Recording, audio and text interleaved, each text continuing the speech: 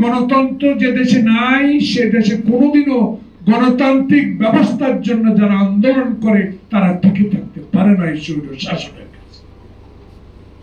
শেখ হাসিনা তাই করছে, আর শেখ হাসিনার দোষরা তাই করার চেষ্টা করেছে।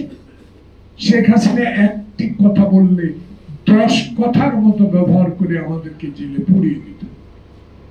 আল্লাহর কি ইশারা, আল্লাহর কি রহমত, বাংলাদেশে শেখ হাসিনা যিনি অহংকার করে বলতেন আমার বাবার দেশ।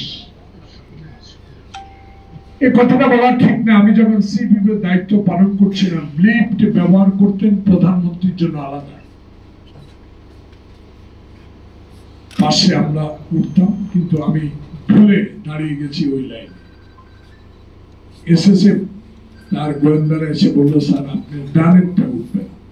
ঠিক তেমনি মুহূর্তে প্রধানমন্ত্রী এসে লিফটের গোড়ায় দাঁড়িয়ে আমার হাত ধরে বললেন চলো একই লিফটে যাই। আমি বললাম আমার চাকরি তো থাকবে না, আপনার লিফটে উঠবে।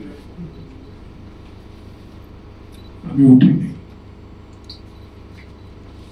পরবর্তীতে উনি আমার একটা অফিস ছিল, ওনার গোয়েন্দারা এসে বললেন আপনাকে এক্ষুনি যেতে হবে। আমি আমার ঊর্ধ্বতন যারা নেত্রী তাদের থেকে অনুমোদন নিয়ে আমি গেলাম। 10 মিনিট ছিল।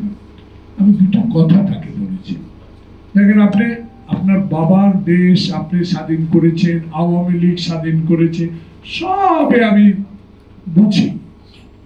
একটা জিনিস, আপনার বাবার হাতে কি গণতন্ত্র সঠিক ছিল, গণতান্ত্রিক ব্যবস্থা ছিল? আপনার বাবাই তো নিজে আওয়ামী লীগকে জবাই করে দিয়েছে।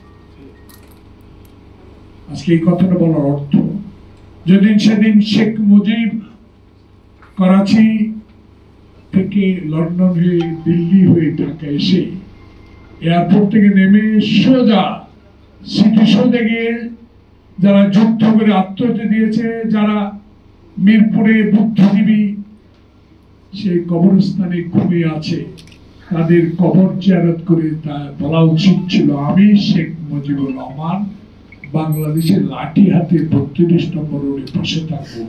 যারা আমার চেয়ে অনেক গুণী জ্ঞানী শিক্ষিত তাদের হাতে ক্ষমতা দিয়ে দিতাম, দিয়ে দিব।